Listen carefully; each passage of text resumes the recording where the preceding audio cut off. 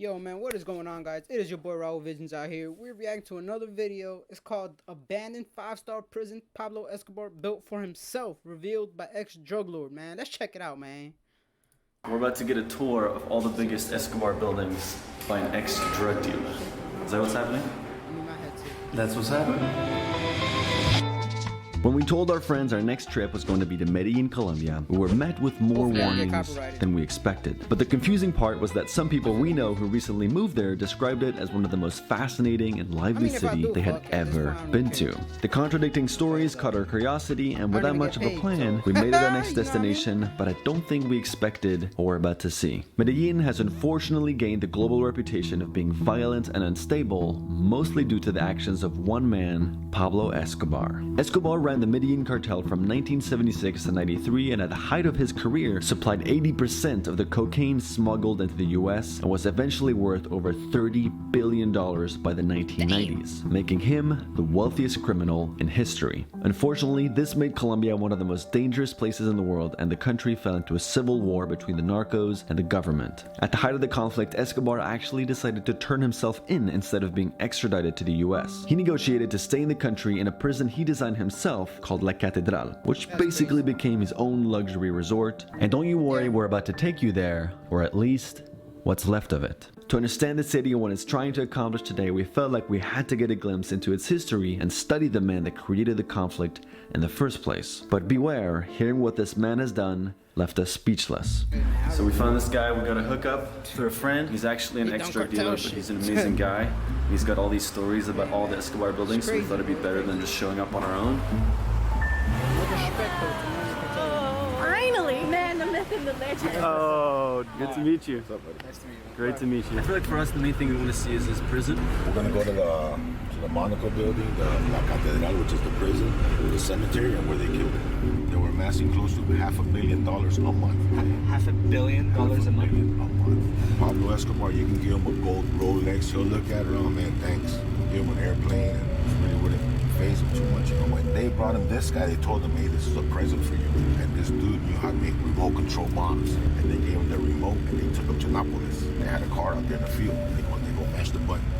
And they said when that bomb went off and that car exploded, that his face looked like a little boy. He was so excited, so happy. He said that was the best present they ever gave him. Yo, that's crazy. Freaking car bomb. A lot of people love him because they never saw that devil in him that come out, you know. His freaking transformation, you know. Where that little rail's at, that's a 2-story penthouse. That's where him and the family live. And on all these other floors, whole families of the bodyguards lived there with them. The bodyguards were here all the time with the family. Right? The wife was never alone. That's where Pablo's parking was at. That little rail that sticks out in the middle over there, kind of, that's a swimming pool. He had a 360-degree view of the whole city. A. Escobar. His name was on there with neon lights. So when you drove by Poblado Avenue, Oh yeah, wow. there was nothing like this building in this whole side of the mountain. How often would he come to this? He lived here. Full time. He lived here, yeah, with the wife and the kids. Guys closest to him, Popeye being one, says you can look at Pablo in the eyes and you're going to see fear in his eyes. Very, very few people ever heard him say a curse word. So where are we going right now? To La Catedral, the prison Pablo built for himself. So why did he He pick had this spot money, for the prison? bro. This Money. spot is where he grew up. Grew up in a house. One way up, one way down. Did he ever leave the jail? Oh yeah, he left whenever he wanted. He was here for 13 months. One of the agreements was he wasn't going to traffic no more. Of course, he kept doing that. Alright, this is his private prison that he built for himself. It's pretty much like a mansion that he just customized for whatever he needed. Now, like, it's kind of a monastery. We're about to go walk inside and check out what the prison looked like. You're going to see right here a column down there on the ground. See it? There's one over here. You walk over here. There's another one here. This right here was the main part of the jail. After they killed Escobar, people were brave enough to come down from the bottom where he was from with sledgehammers, and they practically knocked the whole jail down. Damn. Okay, looking for money, buried stuff, because these guys buried a lot of money. This was a 5-star resort. There was no bars in this jail. None at all. This is where they had their parties. In here? Yeah, let's take a peep inside. But yeah, that was like the ballroom in there. They had casino games too. Wow. They say Frank Sinatra came up here one time to play for him.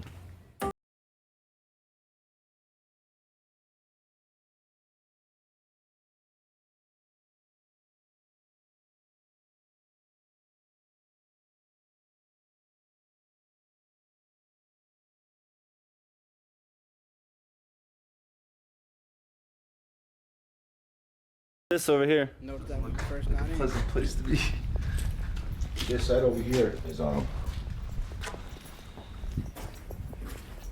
it's where they used to kill the people.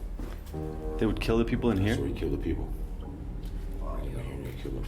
Because on the other side, there's the jail inside the jail. You would bring them over here and kill them. Wow. And then chop them up in pieces and burn them. They never found nothing. No evidence of nobody, no bones, nothing. They disintegrated everything.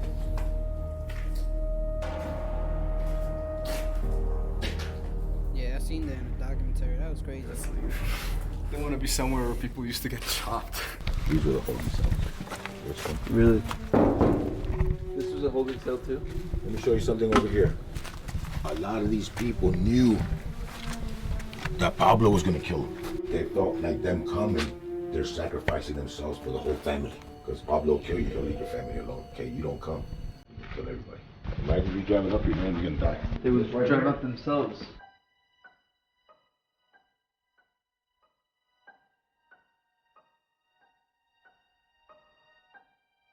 Like that's the frame of his bed. No way. Yeah. What? Kind of wandering off track a little bit here. See what else we got.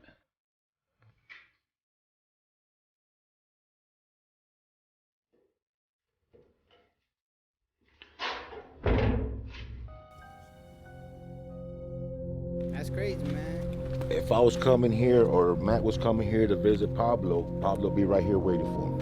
It's funny, you get like almost an uneasy feeling being here. You're getting that too, Derek? Yeah.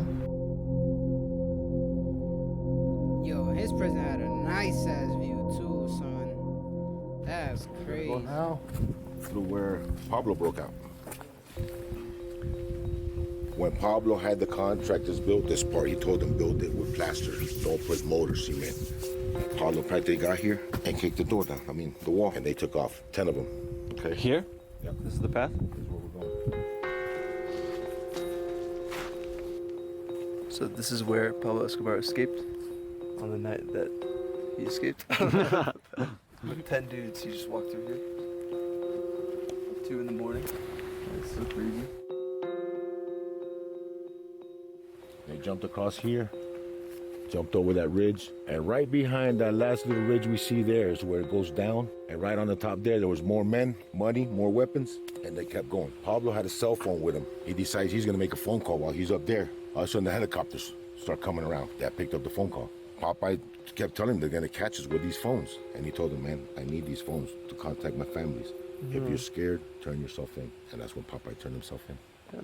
And shortly after they killed Pablo. In the signal here, he sees Pablo Escobar That's crazy. looking out the window. His #1 hitman warned him about the phones, and he ain't listen. So when Pablo was straight up with him, like, "Hey man, if you think I couldn't call, man, you can hand yourself in, bro. Like you get caught right here." That's why he's alive. Popeye is alive. His #1 hitman, he's alive.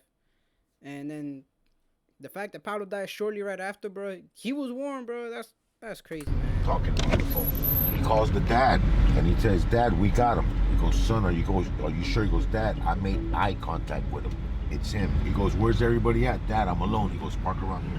So he parks here and just waits. Juan Pablo kept telling him, "Dad, hang up the phone. They're gonna kill you." No, keep writing down. He was writing down the new propositions that Pablo Escobar wanted to propose to the government to turn himself back in.